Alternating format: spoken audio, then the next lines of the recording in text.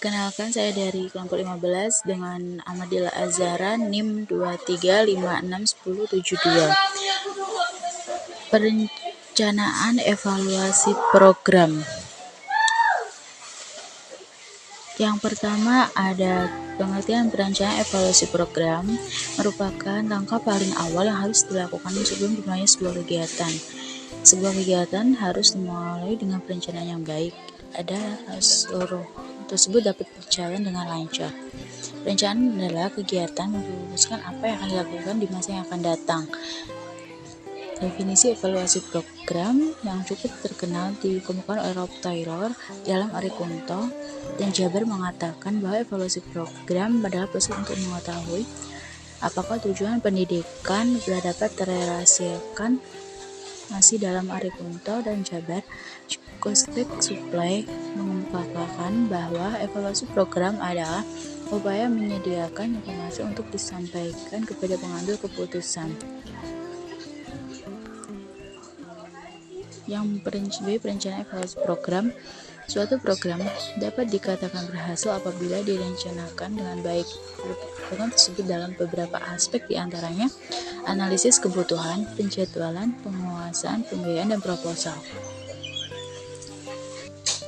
Perencanaan evaluasi program pendidikan dapat diartikan sebagai upaya untuk mengetahui dan memperbaiki kekurangan atau permasalahan yang terjadi dalam berjalannya suatu program yang mengakibatkan tidak tercapaian tujuan dari program tersebut, sehingga dengan adanya evaluasi program tersebut dapat berjalan dengan sesuai harapan. Pengumpulan dan analisis biasanya ditujukan pada pengukuran hasil dan tingkat pencapaian dengan mengacu pada tujuan dan standar tertentu yang telah dipahami. A. Analisis kebutuhan. B. Langkah pelaksanaan analisis kebutuhan. Anderson dalam Arikunto mengungkapkan bahwa secara umum keluasan atau besarnya kebutuhan dapat diukur dengan dua macam cara, yaitu secara subjektif dan objektif. Pengukuran secara subjektif terjadi apabila pelaku membandingkan sesuatu kebutuhan dengan kondisi yang dapat diterima olehnya. Pertama, ada penilaian kebutuhan secara objektif. Kedua, ada penjadwalan atau scheduling. Yang ketiga, penugasan dan monitoring. Yang keempat, ada pembiayaan atau budgeting. Yang kelima, ada menyusun proposal evaluasi program. Selanjutnya, ada cara menyusun bagian pendahuluan. Dalam evaluasi program ada cara menyusun bagian pendahuluan. Yang pertama ada aturan penulisan latar belakang masalah. Yang kedua ada aturan penulisan pertanyaan evaluasi program. Yang ketiga ada aturan perumusan tujuan evaluasi program. Dan yang terakhir ada aturan penulisan manfaat evaluasi.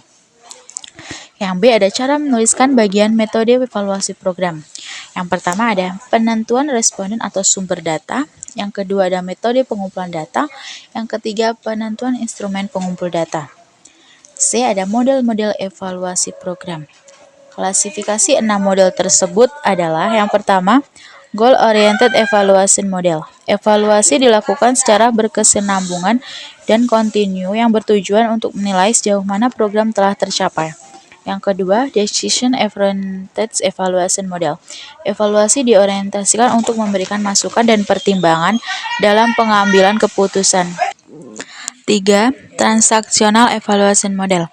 Evaluasi ditunjukkan untuk menggambarkan proses program dan perspektif nilai dari tokoh-tokoh penting dalam masyarakat. 4. Evaluation Research Model. Evaluasi dilakukan untuk menjelaskan pengaruh ke pendidikan dan pertimbangan strategi pembelajaran. Yang kelima ada Goal Free Evaluation Model. Evaluasi tidak mengacu pada tujuan program, namun fokus mengevaluasi pengaruh program yang baik yang diharapkan maupun yang tidak diharapkan namun terjadi. Yang terakhir ada Adversary Evaluation Model. Evaluasi yang bertujuan mengumpulkan kasus-kasus menonjol untuk diinterpretasikan nilai program dari dua sisi dengan menggunakan informasi yang sama tentang program.